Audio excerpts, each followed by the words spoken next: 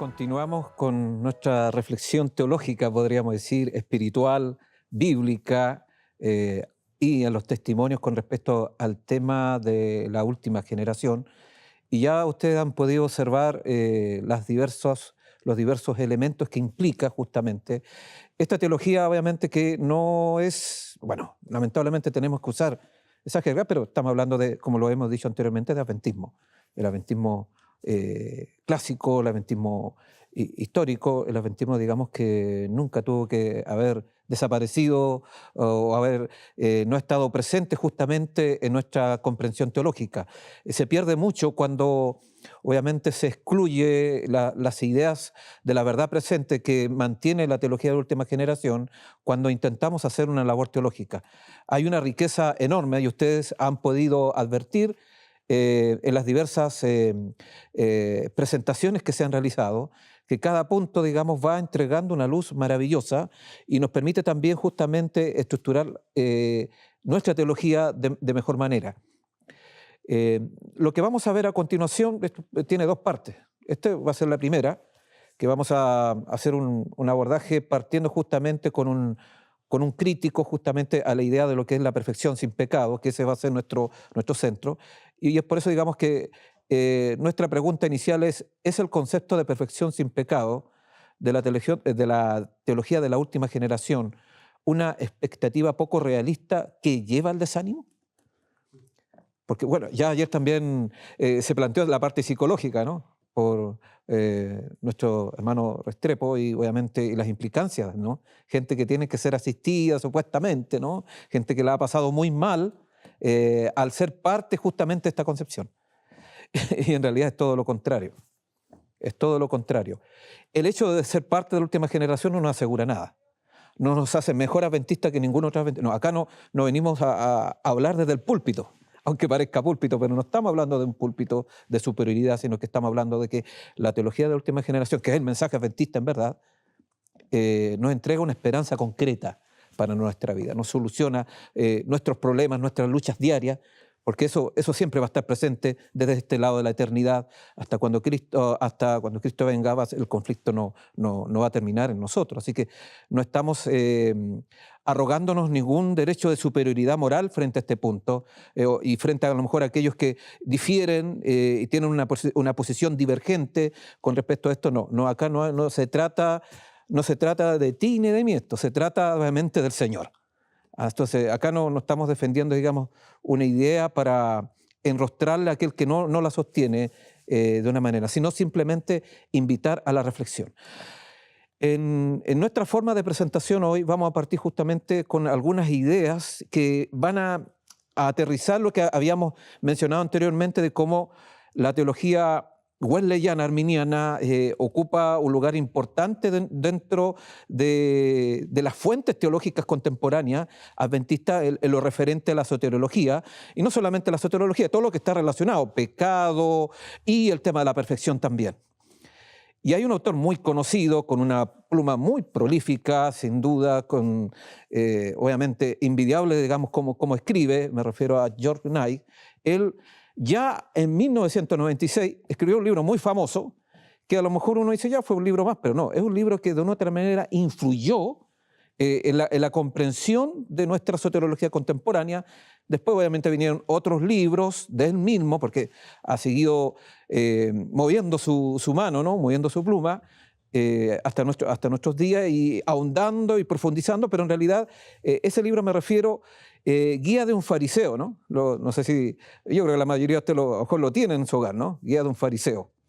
Bueno, en ese libro él presenta justamente una reflexión teológica desde su perspectiva, y lo vamos a ver a continuación y lo vamos a mostrar claramente trabajando con presuposiciones wesleyanas y buscando un camino alternativo al camino de Ford, con lo que hablaba anteriormente también otro pastor, un camino más o menos alternativo, porque obviamente Ford, la perfección no entra justamente dentro de su esquema.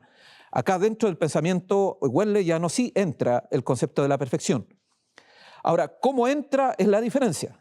¿Es de la misma manera como lo presenta los testimonios? Bueno, vamos a ver algunas declaraciones de él mismo y vamos a darnos cuenta de algunas cosas. Bueno, él, para entrar justamente en esta discusión de la perfección, hace alusión a otro referente de la teología contemporánea adventista, con una raíjambre un poco más neocalvinista, ¿no? Más cercano. Bueno, quizás fue uno de los influyentes del mismo de Montfort. Me refiero a Hans Larrondel.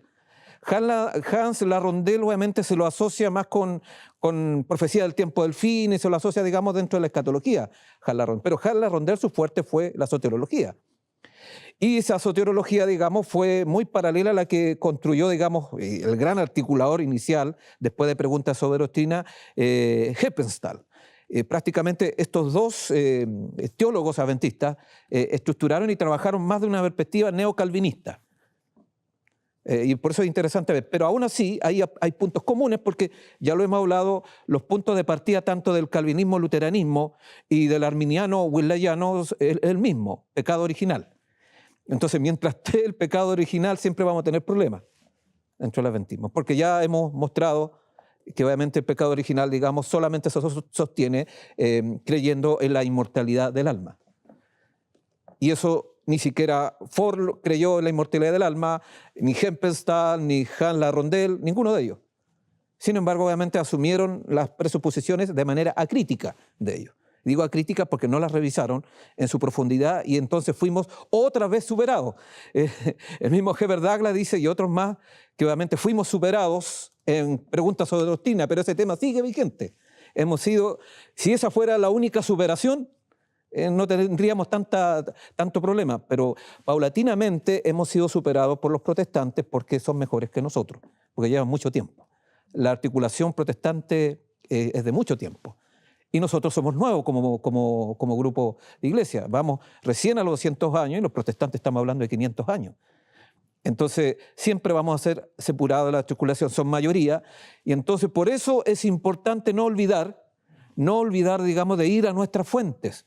No vayamos a fuentes que no son nuestras. Y es ahí justamente donde tenemos algunas declaraciones. Bueno, él citando, George Knight, citando a Hans Larrondel dice, no fue primordialmente, dice, refiriéndose a la invitación que le hizo Cristo al joven rico con respecto a buscar la perfección, dice, no fue primordialmente de naturaleza ética, o sea, hacer algo, sino de naturaleza religiosa radical, relación, la entrega completa a Dios. Ahí comienza el relacionismo. ¿Eh? Bueno, relacionismo también, Morris Bende, otro autor que fue más divulgador, no fue tan el articulador, porque el articulador fue Desmond Ford, Hans Larrondel, los que están detrás, simplemente Morris Bende, que es lo que hizo masificar este concepto, y ahí entra, digamos, la concepción relacional, que eso es para verlo posteriormente en términos de lo que es la justificación por la fe. Entonces, obviamente, y los que no son relacionales son accionistas. Bueno, ahí tenemos ya justamente la relación. Entonces, para él no es de naturaleza ética la perfección. Y de ahí entonces, ahora, ¿de dónde saca eso? Bueno, vamos a ver después que el mismo John Knight empieza a entrar y observar algunos aspectos, digamos, interesantes. Dice, todo el pasaje se basa en el argumento, haciendo también alusión a ese punto, de Pablo en Romanos, de que una persona o está en una relación de pecado, rebelión, con Cristo o en una rebelión de fe. Aquellos que se encuentran en esta última categoría están unidos con Él en la muerte de su antigua manera de pensar y han resucitado de una nueva actitud respecto de Dios y sus principios. Y acá resalto, dice, nueva actitud. O sea, no es tanto, digamos, hacer cosas o dejar de hacer cosas, sino esto, digamos, del asunto tiene que ver con una rebelión, pero una rebelión en cuanto a actitud. En ese sentido, digamos, bueno, y está definiendo el pecado también en esos términos, porque el concepto del pecado está relacionado íntimamente con el concepto, digamos, de perfección. No tienen pecado en el mismo sentido en que Juan declaró que los cristianos están sin pecado. Es decir, que aunque tienen pecados, los cuales se arrepienten, no viven en un estado de pecado, rebelión contra Dios y sus principios. Noten ustedes cómo trabaja ese punto. O sea, están en rebelión, o sea, no viven en un estado de pecado, pero por otro lado sí, obviamente, están en pecado. Lo que hablábamos anteriormente, el lenguaje paradójico de la teología adventista contemporánea. La pretensión sigue más adelante en el mismo libro, Guía del Fariseo, página 194, Si alguien lo puede leer, pero no para... Bueno, si uno no tuviera los testimonios, quizás podríamos decir, casi me persuade George Knight, ¿no? Porque el trabajo de él es un trabajo muy, muy bien elaborado, no podemos restarle mérito sin lugar a duda, pero obviamente si uno empieza a trabajar ya con sus ideas y más encima él transparenta cuáles son sus fuentes, nos damos cuenta, digamos, de que va y trabaja con una fuente no adventista, sino con fuentes evangélicas y particularmente arminianas. La pretensión de estar totalmente libre de pecado en esta vida tiene su base en una concepción errada del mismo, dice. Ellen White propone una definición más amplia del pecado que la que a menudo escuchamos cuando escribe que ninguno de los apóstoles o profetas pretendió jamás estar sin pecado. Los hombres que han vivido más cerca de Dios, que han estado dispuestos a sacrificar la vida misma antes de cometer a sabienda una acción mala, los hombres a los cuales Dios había honrado con luz y poder divino, ha confesado la pecaminosidad de su propia naturaleza. Note que cita el Espíritu Profecía. Después vamos a preguntar cuál es el objetivo de citar el Espíritu Profecía, porque hay un problema metodológico que vamos a ver posteriormente.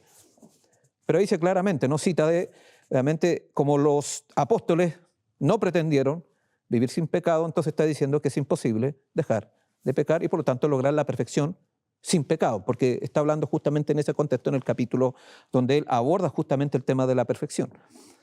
Esa es la página 190. Y bueno, en el contexto ahí ustedes pueden buscar y revisar, porque estoy presentando nomás algunas declaraciones. Ustedes pueden profundizar y ver obviamente el argumento y si lo ven completamente se dan cuenta cuál es su génesis, cuál es su origen. Más adelante dice, ser perfecto para Pablo en Filipenses y estar sin pecado para Juan en su primera epístola no significa ni perfección ni impecabilidad absoluta. Lo que sí significa es estar libre de una actitud rebelde hacia el Padre y sus principios enmarcados en su santa ley de amor. Se ve bonita la frase, ¿no? Por eso digo, casi me persuade, porque se ve interesante. ¿Cuál es el punto acá? Dice, actitud. O sea, la perfección no es algo concreto, sino es una actitud, ¿no? Hay algunos que actualmente no es estar asentado en la verdad, que es lo mismo. Es un mero asentamiento en la verdad. Bueno, Ellen White lo dice, no lo vamos a citar acá, dice claramente que obviamente la salvación y la justificación no es un mero asentamiento en la verdad, implica mucho más que eso. Pero acá dice justamente que es una actitud. ¿De dónde saca eso George Knight? ¿No? ¿Invento de él solamente? No, no es invento de él, sino que obviamente él en búsqueda a lo mejor de buscar una alternativa a lo que presentó de Montfort, ¿no? De un calvinismo que obviamente sacaba estos conceptos que han estado siempre presentes dentro del adventismo. Gente, teólogos de afuera, han reconocido, digamos, de que el tema de la perfección ha sido un tema central dentro de la historia del adventismo. Entonces no podemos sacar este tema. Entonces, acá, ¿qué es lo que intenta hacer George Knight? Un intento a lo mejor con buena intención. Acá no estamos atacando las buenas o malas intenciones, sino estamos hablando, digamos, si la metodología que usó, si las fuentes que usó son las que nosotros debemos usar para fundamentar nuestra comprensión sobre lo que es la perfección. Ese es el tema. Entonces yo creo que en esa búsqueda de buscar, digamos, un término medio, también él habla en otros libros sobre su experiencia y a lo mejor se encontró con gente de la última generación que nos dio un buen testimonio, fue a lo mejor, como él dice, legalista totalmente, en un fariseo, y eso puede existir, pero nosotros no podemos construir teología sobre la base, digamos, de un mal testimonio, de una mala experiencia. Por eso acá nosotros no nos estamos basando en una eminencia, nos estamos basando en evidencias, en escritos. En un escrito está de la palabra de Dios y también en un escrito está de los testimonios. Y sobre esa base nosotros podemos construir. Dice, a causa de sus cuerpos que distan de ser perfectos y sus mentes frágiles que no conocen, ni Cristo aún, dice, siguen cometiendo pecados de ignorancia y pecados de flaqueza. Y acá viene lo interesante, acá empezamos a encontrar cuál es la fuente de esta comprensión soterológica y en cuanto a la perfección. Como dijo Wesley, aquí aparece lo que estábamos hablando, estamos hablando de 1996 y esto no es nuevo. Ahora, últimamente esto ya se ha estabilizado y hay un consenso dentro del adventismo más oficialista, obviamente trabajar, digamos, con la conexión wesleyana, pero ya John Knight siempre ha estado adelante, siempre ha dado pasos primeros y después obviamente sus seguidores o personas que él ha ayudado justamente en las tesis doctorales de la Universidad de Andrews. Entonces, obviamente ha permitido seguir desarrollando justamente este concepto. Dice, como dijo Wesley, hay quienes aman a Dios con todo su corazón, pero aún habitan en un cuerpo destrozado y están tan presionados por él que no pueden actuar siempre como quisieran, ni pensar, hablar, actuar en forma correcta. Al no tener órganos corporales ideales, a veces se deben pensar, hablar o actuar equivocadamente. No, por cierto, por deficiencia de amor, otro concepto acá, sino por deficiencia de conocimiento.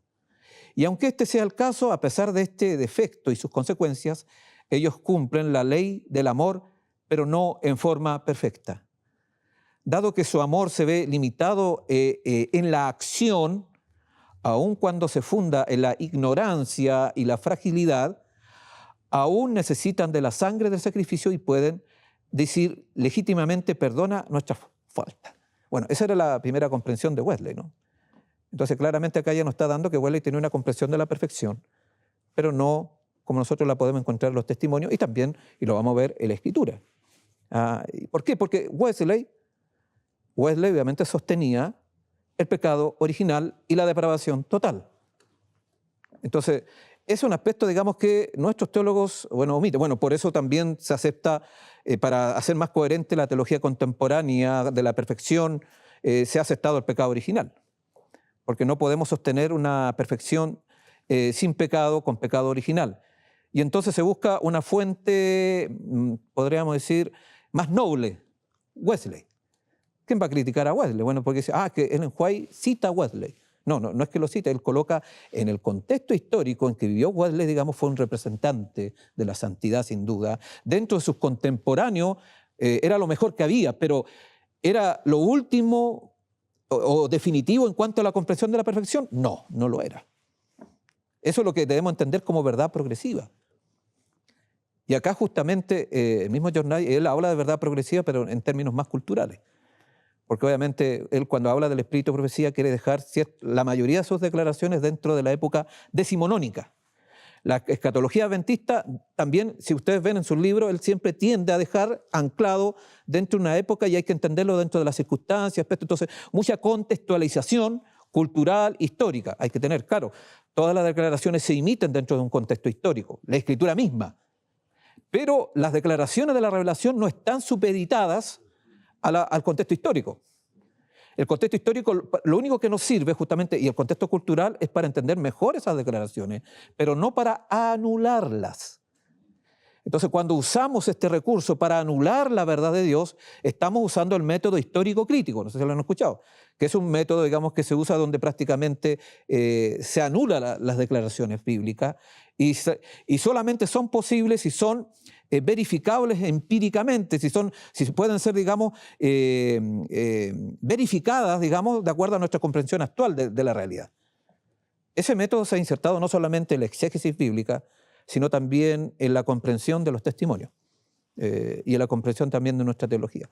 Entonces, hay muchos que están atacando el método histórico crítico, pero se olvidan que ese pensamiento también lo han aplicado con los testimonios y con la comprensión de lo que estamos hablando. De esta manera, concluye Jornay, de esta manera podemos ser perfectos o sin pecado en actitud, sin ser necesariamente perfectos o sin pecados en acción. ¿Qué les parece la declaración? Interesante. Ahí es lo que hablábamos de la dicotomía, ¿no? De esa escisión entre lo que quiero ser y lo que soy.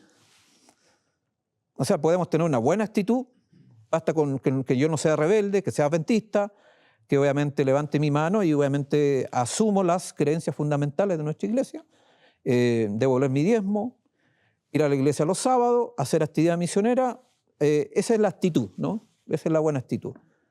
Pero los otros aspectos que están relacionados a los aspectos éticos, ¿no? Del fin del tiempo y lo que siempre ha estado con respecto a la ley de Dios, esos aspectos no deben ser profundizados porque es un imposible de lo que está haciendo acá. Un imposible porque tenemos el pecado original. Él lo desarrolla en otra parte también ese punto. Entonces, más adelante dice, Juan, Pablo y Wesley concuerdan en este punto. Yo quedé ahí, no lo fundamenta exegéticamente, de paso. No vamos a encontrar un fundamento exegético de esta declaración. Porque al hablar de Juan Pablo, yo tengo que hacer exégesis de las epístolas paulinas, particularmente Romanos, Gálatas y otras más, porque el conjunto, todo el corpus paulino, todas las cartas paulinas, las 14, incluyendo Hebreo, hay que tener en cuenta, Pablo es bien sistemático en su forma también de estructurar las cosas. Entonces, cuando él dice Juan, Pablo y Wesley, es ser muy rápido al emitir ese juicio. Y bueno, claramente Wesley concuerda con George Knight, pero no sé si Wesley concuerda con la Biblia. O que Wesley concuerda plenamente con Pablo. No, Pablo trabajó con el pecado original, no tenemos tiempo para trabajar ese tema porque es otro tipo de tema, pero obviamente no trabajó con ese concepto. Juan tampoco. De hecho, hay eruditos católicos que creen en el pecado original que dicen, en realidad ellos quedan frustrados porque dice, hay un término que impide exegéticamente eso. O sea, porque los católicos, bueno, y también los protestantes dicen, bueno, dogmáticamente nosotros creemos en el pecado original, pero cuando vamos a la Biblia no encontramos el pecado original. ¿Por qué? Porque hay un término que se llama metanoia, arrepentimiento. El concepto del arrepentimiento impide justamente el concepto del pecado original. Es una obstrucción. Estoy hablando de exégetas que creen en el pecado original. Entonces, por eso es importante, a veces se emiten declaraciones, pero no tienen una validez exegética. Bueno, y ahí uno puede encontrar justamente esa definición. Entonces, más adelante, usando la fuente de George Knight para hablar justamente de Wesley, dice, Wesley rehusó definir la perfección como un estado sin pecado, dada la distinción entre pecados deliberados y errores o pecados impropios. Más bien definió la perfección como un amor puro que llena el corazón y gobierna todas las palabras y las acciones. También se ve interesante esa declaración, pero otra vez justamente no lo aterriza al plano de la acción.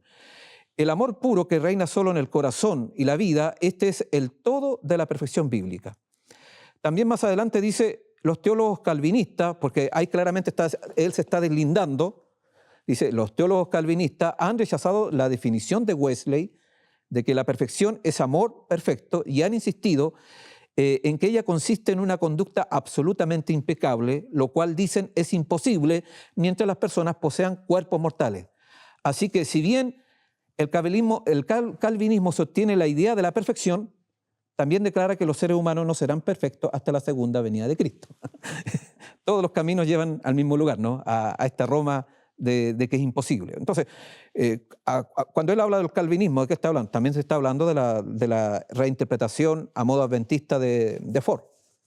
Y tanto Ford también, y en el caso de George Knight también, dice que obviamente es imposible llegar a la perfección antes de la segunda venida de Cristo.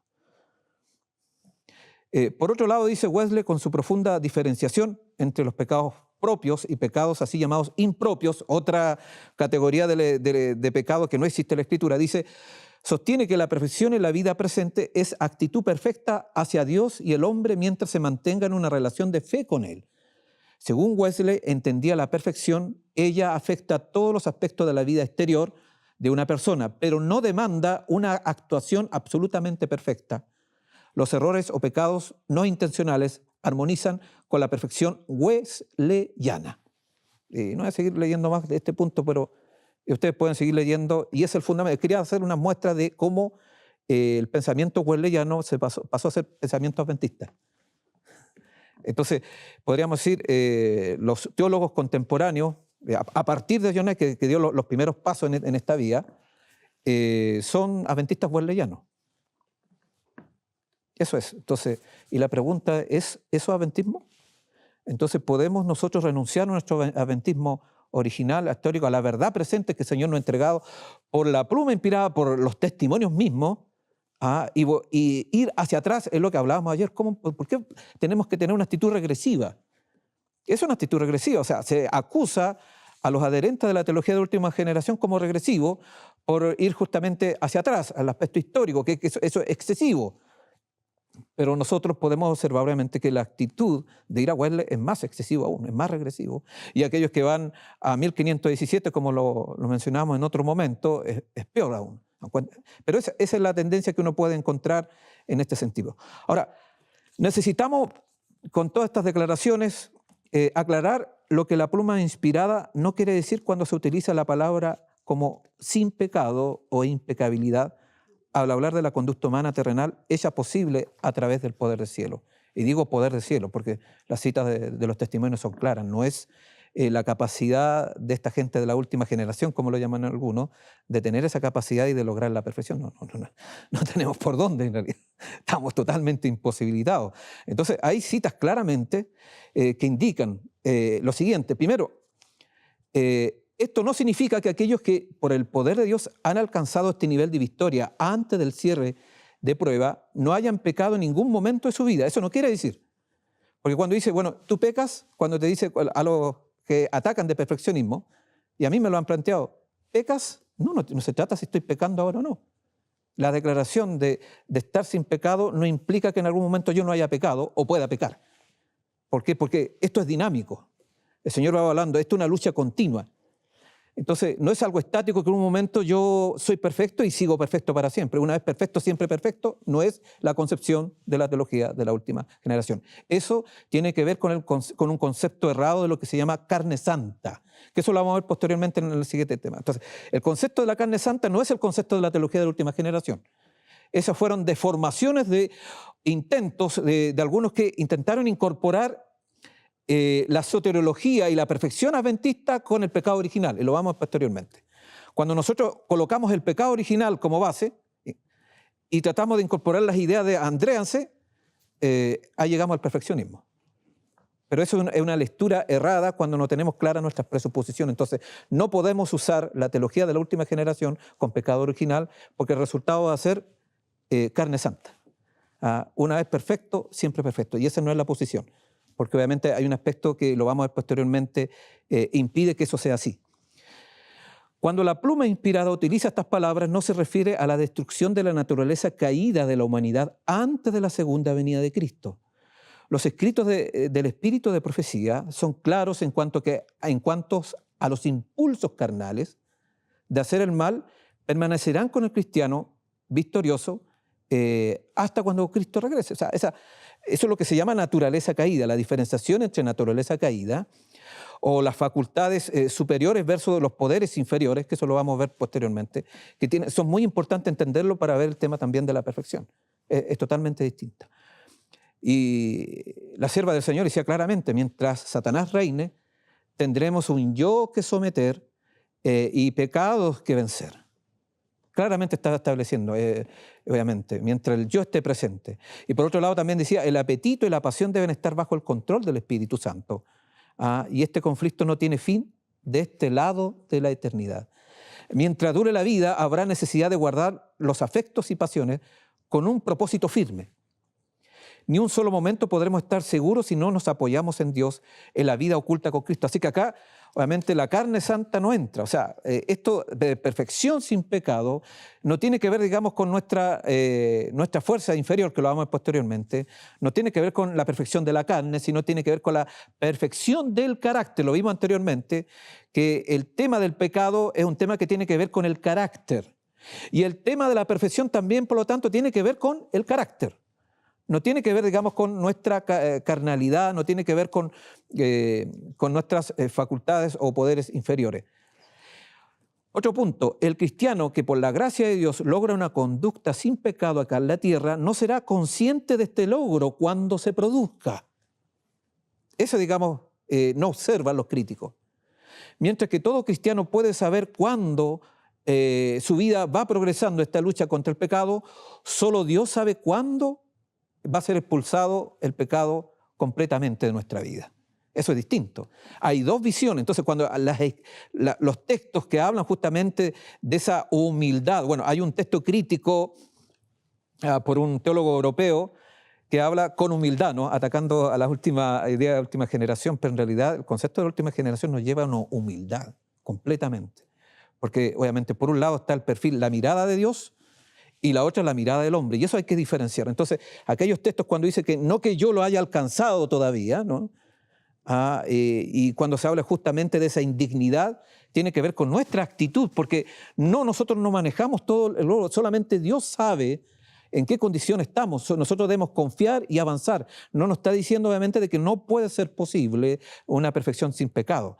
Entonces hay que diferenciar justamente esos dos componentes. En otras palabras, las frases como sin pecado, impecabilidad, vida sin pecado, obediencia sin pecado y perfección sin pecado se refieren a la eliminación de la vida cristiana por el poder de Dios. Otra vez, insisto, por el poder de Dios. Eso es básico. De todas las opciones pecaminosas, ya sean en pensamiento, palabras o acción. Pensamiento, muchos creen de que se refiere, digamos, nosotros andamos preocupados de lo exterior y interiormente. No, acción parte en la mente misma. Nuestros pensamientos ya son acciones, no materializadas, pero ya comienza, digamos, a estar presente. De ahí parte justamente esta idea. Ahora, es importante entonces ver quizá el versículo clave. Hay varios, pero el clave, porque lo pronunció nuestro Señor Jesucristo, en Mateo 5:48, muy conocido este texto, ¿no? Sed pues perfecto como vuestro Padre que está en los cielos es perfecto. Y esto también ha llevado justamente a reinterpretaciones, por lo mismo, si tenemos una teología wellesiana, donde está el pecado original y donde la perfección simplemente es una actitud, entonces obviamente este texto se va a interpretar en esos términos. Ahora bien, muchos adventistas ven y empiezan a trabajar y a dar vuelta con el término perfección, ¿no? En términos teológicos. Pero acá nosotros podemos observar, digamos, lo que significa. Si uno va al Antiguo Testamento, el término hebreo es tamín, implica justamente esa ausencia de pecado, a estar, digamos, en armonía con la ley de Dios. Y en el Nuevo Testamento, si uno hace un rastreo siguiendo el pensamiento de sus propios autores, no siguiendo ese principio aparentemente sobre la Escritura, donde uno empieza a ver las elucubraciones teológicas de exégetas y teólogos, y uno va a encontrar que el término teleios o teleión, que se traduce por perfección, está relacionado justamente con el tema del pecado. Entonces, en ese contexto hay que manejar, obviamente, este punto. Hay un autor con respecto a este tema, cómo lo interpreta, ¿no? Martin Weber dice, un estado relativo de madurez creciente. Así interpreta este texto. Entonces, cuando se habla de perfección, está hablando justamente de ¿qué? De un estado relativo de madurez, que ese es el concepto que se intenta usar más actualmente, el concepto de madurez. Pero eso tiene unos ciertos problemas. Entonces, pero podemos detenernos un momento a reflexionar. Sé pues perfecto como vuestro Padre que está en los cielos es perfecto. Tenemos que preguntar, ¿es Dios el Padre absolutamente sin pecado? ¿O está experimentando un estado relativo de madurez creciente?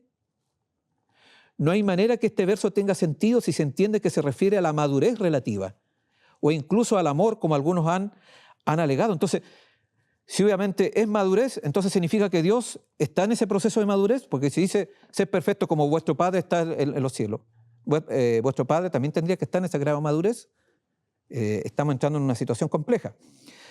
¿Puede algún ser creado ser tan maduro espiritualmente como Dios, el Padre? ¿O tan amoroso? Y acá uno puede ver también a través de los mismos testimonios, ni siquiera los ángeles sin pecado pueden hacerlo. Incluso ellos han tenido que crecer en su entendimiento a medida que la gran controversia se ha desarrollado, y hay evidencia al respecto. Entonces, ahí uno puede ver justamente otras declaraciones, ¿no? Donde Ellen White va en una situación, digamos, totalmente contraria a lo que uno puede ver justamente en este punto. Hay algunos que han tratado de usar esta declaración como prueba de que los santos durante el tiempo de angustia aún no han dejado de pecar. Pero también, obviamente, eso no lo vamos a encontrar y podemos seguir, digamos, escabrando. Veamos algunos textos bíblicos que nos van mostrando justamente esa idea de perfección que es clara. En el caso acá de Job 1:22, en todo esto Job no pecó, ni acusó a Dios neciamente. A uno podría decir, en todo esto Job no pecó con pecado o sin pecado. Uno podría plantearnos acá, pues ya que está inserta esa comprensión. O si somos más claros de lo que ya vimos ayer la definición de pecado, podríamos traducir así, ¿no? En todo esto Job no pecó transgrediendo la ley. ¿Cómo suena? Porque así tendría que ser traducido. En todo esto, digamos, Job no pecó transgrediendo la ley, porque obviamente es con pecado, porque esa es la definición de pecado. Ezequiel 28:15 dice, fuiste perfecto en tus caminos desde el día en que fuiste creado hasta que se encontró iniquidad, pecado en ti. Ahí uno puede ver justamente que también entra justamente esta misma idea, cómo podemos aplicar eso también al mismo Lucifer. En el Nuevo Testamento también utiliza la palabra perfecto, ya me había dicho que la palabra principal, hay otras, pero es teleios, teleión, para describir la ausencia total del pecado en versículos siguientes. Veamos, 2 Corintios 7:1 dice, teniendo pues estas promesas, queridos hermanos, limpiémonos de toda inmundicia, de carne y de espíritu, perfeccionando la santidad en el temor de Dios. Y uno puede decir, ¿por qué los antiperfección en el adventismo realmente pasan demasiado tiempo dando vueltas a esta palabra perfecto y a todo su significado? Sí, el asunto es claro. Ya lo hemos visto anteriormente. Ellen White obviamente usa las palabras con diversos sentidos, con diversas acepciones. Como ella dijo, ¿no? Las mismas palabras se pueden expresar con diferentes significados y no hay una palabra para cada idea distinta. Entonces hay que examinar todos los pasajes bíblicos que describen las expectativas finales de Dios sobre su pueblo para entender si la obediencia sin pecado es o no el requisito de Dios para los creyentes terrenales. Algunos han expresado y han usado el ejemplo de Noé como prueba de que la palabra perfecto en relación con la conducta humana significa algo menos que la obediencia sin pecado. Veamos Génesis capítulo 6, versículo 9, ¿no? Dice, ¿cómo fue catalogado, ¿no? La declaración divina? Un hombre justo, justo y perfecto en su generación. Pero, si no fuera por el pero, dicen algunos, todo estaría bien, ¿no? Pero esos son los desafíos, ¿no? Pero nosotros encontramos en el capítulo 9 que Noé, digamos, lamentablemente se desnudó y se emborrachó. Entonces, eso hace dudar y dice, mira, ahí está, ¿no? La perfección es con pecado, porque Noé obviamente fue declarado justo y perfecto, y sin embargo, mira el pecado de Noé. Entonces, la Biblia no dice cuánto tiempo después del diluvio ocurrió eso, obviamente, pero no fue en el momento mismo de la declaración, pero es claramente, obviamente, que acá no está hablando de, ¿cómo se llama?, del momento en que fue la declaración, sino después. La Biblia no dice que fue justo y perfecto cuando Noé estaba borracho y desnudo. ¿Dice eso la Escritura? No. Eso es lo que hemos hablado anteriormente, que esto es dinámico. Por eso esto es una batalla continua. La perfección no es algo estático. Tenemos que estar luchando diariamente para mantener ese estado, digamos, alejado del pecado. No hay otra posibilidad. Si obviamente nos relajamos, nos va a pasar lo de Noé. Noé tuvo una vida justa y perfecta, pero perdió esa condición porque se alejó del Señor, sin duda, ¿no? Porque obviamente se desfocalizó. Podemos dejar muchos malos hábitos, por el momento podemos separarnos de Satanás, pero sin una conexión vital con Dios a través de la entrega de nosotros mismos, seremos vencidos, dice. Esto es momento a momento. Eso dice la sierva en varias partes, dice eso. Esto es una lucha momento a momento. Y bueno, eso pasó con Noé. Entonces, ese texto no está obviamente hablando no es un fundamento para hablar de perfección con pecado, ¿no? Esa declaración es totalmente contradictoria. Otras declaraciones más que tienen que ver, el Espíritu de Profecía explicando un poco Mateo 5:48.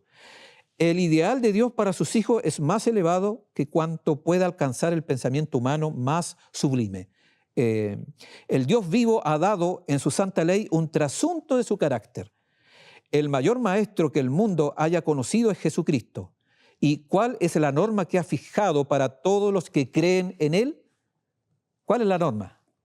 Y acá cita Ellen White Mateo 5:48. Sed pues vosotros perfectos como vuestro Padre que está en los cielos es perfecto. Esa es la norma que ha fijado para todos los que creen en Él. Muchos se queden, bueno, yo creo en el Señor Jesucristo. Pero la pregunta, ¿cuál es la norma? Sed perfecto como vuestro Padre que está en los cielos es perfecto. Perfecto con pecado, perfecto con sin pecado. No está hablando justamente de eso. Así es como Dios dice, es perfecto en su alta esfera de acción, el hombre puede ser perfecto en su esfera humana. Eso está en Consejos para los Maestros, página 351. En el segundo párrafo, y pueden ver todo, digamos, el capítulo. El ideal del carácter cristiano es la semejanza con Cristo. Se abre delante de nosotros una senda de progreso continuo. Tenemos un objeto que alcanzar, una norma que cumplir, que incluye todo lo bueno, puro, noble y elevado. Debemos esforzarnos de continuo y progresar constantemente hacia adelante y hacia arriba, hacia la perfección del carácter. Perfección con pecado, acá no hemos visto ese término, acá no es un término que use los testimonios. Está hablando justamente de la perfección y obviamente el alejamiento de todo lo que es transgresión de la ley. Sin la acción divina, el hombre no puede hacer cosa buena alguna. Es el fundamento de la teología de la última generación. Yo diría, esto es un puesto que hay que recalcar. Sin la acción divina, el hombre no puede hacer. Noten ustedes, la acción divina permite entonces que nosotros podamos hacer cosa buena, conducta, ética, tal como dice Carla Rondel, eso no se refiere a la perfección aspecto ético. Acá, en el cual está hablando de ética, de acción, conducta, pero dice acá sin la acción divina. O sea, ¿y quién realiza esa acción? Lo hemos visto anteriormente en el tema de la expiación. El Espíritu Santo. Es el Espíritu Santo, entonces, es el que facilita y da las condiciones para que obviamente eso ocurra en mi vida. Dios invita a todo hombre a arrepentirse. Sin embargo, el hombre no puede hacerlo a menos que el Espíritu Santo obre su corazón. De hecho, en otra parte, los testimonios dicen de que la primicia de las obras del Espíritu Santo es el arrepentimiento. Ahí comienza. No es la gracia preveniente, como dicen los wesleyanos. Hay parte justamente la acción. Entonces, en ese sentido, se le concede, más adelante dice, se le concede al hombre una parte en esta gran lucha por la vida eterna.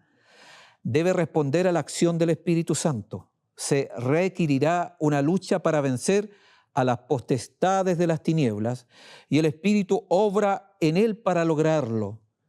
Pero el hombre no es un ser pasivo que se haya de salvar en la indolencia. Acá entra el principio de colaboración, cooperación, el esfuerzo humano más el poder divino, elemento que también se ha olvidado en nuestra comprensión del tema de la salvación. Entonces, está llamado a esforzar todo músculo y a ejercitar toda facultad en la lucha por la inmortalidad. Sin embargo, es Dios quien imparte la eficiencia. Ningún ser humano puede salvarse en la indolencia y el Señor nos ordena, esforzaos a entrar por la puerta angosta, porque os digo que muchos procurarán entrar y no podrán. Lucas 13, 24. Entrad por la puerta estrecha porque ancha es la puerta y espacioso el camino que lleva a la perdición. Y muchos son los que entran por ella, porque estrecha es la puerta y angosto el camino que lleva a la vida y pocos son los que le hallan. Hablar de una perfección con pecado es entrar por la puerta angosta o ancha. Es entrar por la puerta ancha. Y eso no tiene nada que ver con la salvación. Vamos a entrar a otro lugar, no a las puertas del reino celestial, a la ciudad celestial. Lamentablemente eso no nos ayuda. El albedrío del temperamento no debe ser considerado una excusa para un solo acto incorrecto. Satanás se regocija cuando oye a los supuestos seguidores de Cristo poner excusas por su deformidad de carácter. Son estas excusas las que conducen al pecado. Miren, el origen del pecado. Por eso, si nosotros estamos articulando una teología de las excusas, eso nos va a llevar a la transgresión. Y si estamos en transgresión, no se van a generar las condiciones. Por eso todavía estamos acá. No se van a generar las condiciones para el segundo avenimiento. Porque Dios quiere obrar, no es que dependa de la última generación, sino depende del plan de salvación donde pasa por el hombre este tema. Sí, el hombre acá no es que no tenga nada que ver. La salvación tiene que ver con el hombre, con los seres humanos y con su pueblo. Por eso Dios necesita justamente materializar y evidenciar en la vida de sus hijos las acusaciones. Es el mejor argumento. Cristo ya presentó el argumento perfecto contra las acusaciones en este gran conflicto. Pero ahora el Señor está esperando justamente que ese argumento se traslade y se materialice a sus hijos. Por eso el Espíritu de Profecía trabaja así como Cristo, ustedes también. O sea, la vida de Cristo debe estar conectada también con nuestra vida. Y eso es la imputación de la justicia también. Y la impartición, que lo vamos a ver posteriormente. Entonces no hay excusa frente a ese punto. Entonces, ahí uno puede llegar, digamos, al otro punto. La palabra, pues, implica una conclusión, una deducción. Acá se está haciendo referencia a la declaración de Cristo sobre la perfección. La palabra, pues, dice, implica una conclusión, una deducción que surge de lo que ha precedido. Jesús acaba de describir a sus oyentes la misericordia y el amor inagotables de Dios y por lo tanto les ordena a ser perfectos. Bueno, de hecho, todo el contenido, uno hace una lectura desapasionada, no con estas teologías, digamos, que son ajenas a la Escritura, uno va a encontrar que el discurso del Maestro Jesucristo prácticamente muestra los elementos de la perfección cristiana y ninguno de ellos dice con pecado. Es cosa de revisar. El discurso, el Sermón del Monte, justamente es un sermón donde se invita a la perfección con pecado o sin pecado, sin duda sin pecado. Entonces, ahí el Señor muestra ese amor inagotable, su misericordia, y por tanto les ordena, dice, ser perfectos. Es una orden, no es una opción, es una orden. Y uno dice, bueno, ¿puede ser la orden de Dios ser perfecto con transgresión de la ley? ¿Encaja esa orden o no? No sé si meditemos bien, por eso lo que hablamos acá de la coherencia teológica. ¿Es coherente que el Señor nos diga ser perfecto? Y es un mandato, dice acá, es una orden. ¿Y esa orden implica justamente seguir pecando? No es eso lo que nosotros encontramos en la Escritura. Y es ahí justamente dice, ¿no? Pues se ha inclinado para elevarnos. Esto está en el discurso del Maestro de Jesucristo, página 66, y pueden ver en el primer párrafo lo que estamos acá declarando, bueno, y en realidad en toda la sección y capítulo. Por eso dice Jesús, podéis llegar a ser semejantes a Él en carácter y estar en pie sin defecto en la presencia de los hombres y los ángeles. Ya cuando dice sin defecto, ¿qué está hablando? Sin pecado. Eso es sin defecto. En el contexto de los textos bíblicos, cuando usan la palabra sin defecto, tiene que ver con ese aspecto.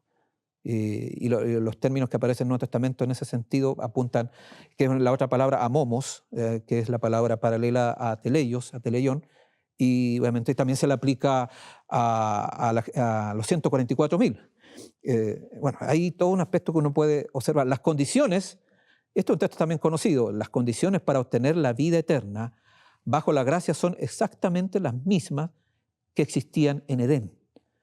Una justicia perfecta, armonía con Dios y completa conformidad con los principios de la ley.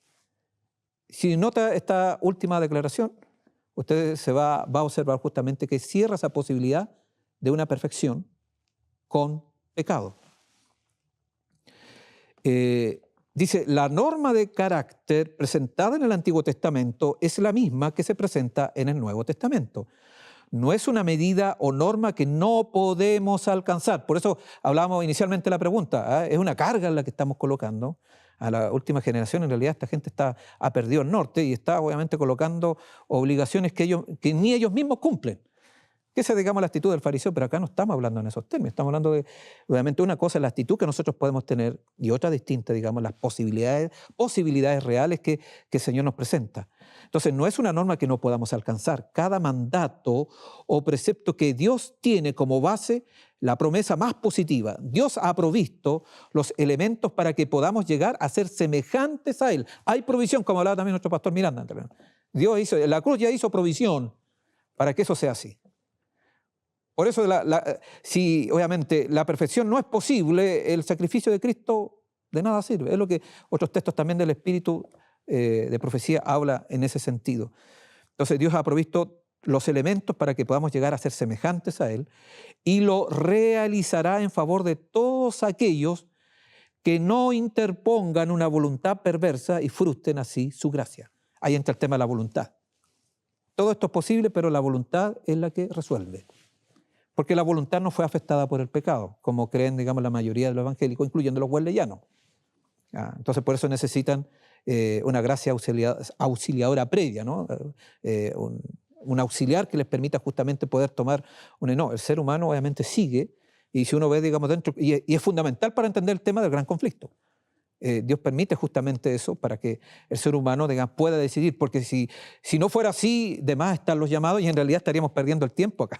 Tiempo, recursos, obviamente, haciendo llamados, si el ser humano obviamente no puede cambiar su condición. No es así. Los llamados existen porque hay un libre albedrío y porque hay una voluntad que sigue vigente, ¿no? Y que puede, inevitablemente, o sea, si hay algo inevitable en el ser humano es elegir. Siempre vamos a elegir algo. Siempre vamos a elegir algo. O sea, es propio de nuestra esencia y el Señor nos creó así y el pecado no afectó eso. Porque todos nosotros de una u otra manera elegimos algo, para bien o para mal. Dios nos amó, esto todo en el discurso maestro de Jesucristo, en la página 66, Dios nos amó con amor indecible y nuestro amor hacia Él aumenta a medida que comprendemos algo de la largura, la anchura, la profundidad y la altura de este amor que excede todo conocimiento. Por la revelación del encanto atractivo de Cristo, por el conocimiento de su amor expresado hacia nosotros cuando éramos, dice, cuando aún éramos pecadores, el corazón obstinado se ablanda y se somete y el pecador se transforma y llega a ser hijos del cielo. Dios no utiliza medidas coercitivas. El agente que emplea para expulsar el pecado del corazón es el amor. Noten ustedes que Wesley usó el amor, pero para mantener el pecado en el corazón. Es distinto, ¿no? Por eso que aquello dice que Ellen White es wesleyana. Bueno, John Knight también lo dice, por eso no quise leer, pero Wesley dice que gracias a Wesley ella pudo desarrollar el concepto de perfección. Pero si uno lee Wesley va en otra dirección acá. Dice claramente que la gente que emplea para expulsar el pecado del corazón es el amor. Obviamente, cuando hay amor de Dios, el pecado no puede estar presente. Y eso lo dice claramente Juan en su primera epístola. O sea, cuando el amor de Dios está presente, cuando permanecemos en Cristo, no pecamos. ¿Cuándo pecamos? Cuando el amor de Dios y cuando Cristo no está presente en nuestras vidas. Y en ese sentido, eso marca la diferencia. Más adelante sigue diciendo, los judíos habían luchado afanosamente para alcanzar la perfección por sus propios esfuerzos y habían fracasado. Ahí está la frustración, ¿no? Lo que ya se ha tratado anteriormente. ¿Por qué hay frustración en el pueblo de Dios, obviamente, cuando se habla de la perfección? ¿Por qué? Porque se había luchado afanosamente para alcanzar la perfección por los propios esfuerzos. Ese fue el problema del judío. Acá no es mi esfuerzo es imposible, estamos en una condición caída. No debemos olvidar ese punto. Necesitamos el poder de Dios. Por eso acá no es la gloria de la última generación la que va a lograr la perfección y la vindicación, no es. Es la gloria de Dios siempre. Siempre Dios va a ser glorificado. Acá por eso el mensaje del primer ángel dice claramente, ¿no? Temer a Dios y dadle gloria. Eso es claramente. ¿Cómo le damos gloria? Apocalipsis capítulo 14, 12, ¿no? Aquí está la paciencia de los santos. Aquí está el aguante, la resistencia, es el término griego, habla justamente de esa idea, ¿no? El aguante, una resistencia, la perseverancia. Y eso obviamente permite, porque es perseverar. Cada día tiene su propio afán, pero en Cristo vamos avanzando a la meta que Dios nos ha establecido. Entonces, los judíos habían luchado, pero no lo habían logrado y habían fallado. Entonces, ahora les señala el carácter de la justicia, dice el Espíritu de Profecía, que deberán poseer todos los que entren al cielo. En todo el sermón del monte describe los frutos de esta justicia y ahora en una breve expresión señala su origen y su naturaleza. Ser perfectos como Dios es perfecto. La ley no es más que una transcripción del carácter de Dios. Contemplar en vuestro Padre Celestial una manifestación perfecta de los principios que constituyen el fundamento de su gobierno. También en el discurso del Maestro Jesucristo, página 67.1. Dios es amor y con los rayos de esa luz de amor entonces se va a manifestar en nuestro ser, en nuestra manera. Entonces, la invitación está para cada uno de nosotros. ¿Cuál es el llamado que nos hace nuestro Padre Celestial? Busquemos la perfección en Cristo Jesús. No una perfección con pecado, sino sin pecado. Y eso es posible porque ya se ha hecho provisión para eso. Solamente tenemos que creer, solamente, tenemos que pedirle al Señor. Si hemos pecado, abogado tenemos, el Señor nos puede limpiar, el Señor nos puede purificar y obviamente colocarnos en esa relación que Dios desea para cada uno de nosotros. Ninguno de estos temas es un imposible, muy por el contrario. Todos estos elementos que hemos estado compartiendo no es una carga pesada, sino algo liviano si nos acercamos a Cristo. Dios los bendiga a cada uno de ustedes, mis estimados oyentes, y bueno, que Dios nos acompañe en la siguiente exponencia.